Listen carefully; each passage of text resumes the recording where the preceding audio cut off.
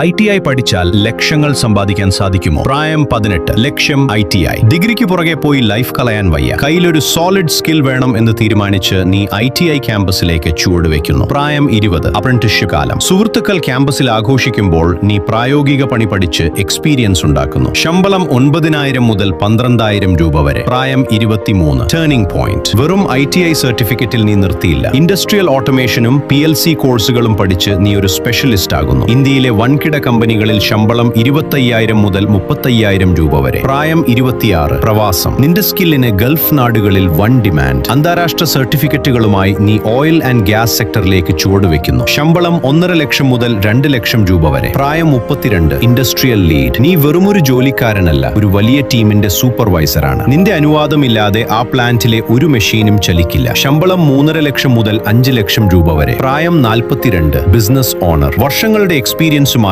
നാട്ടിൽ സ്വന്തം contracting company. അന്ന് ശമ്പളം വാങ്ങിയവൻ ഇന്ന് 100 പേർക്ക് ശമ്പളം കൊടുക്കുന്നു.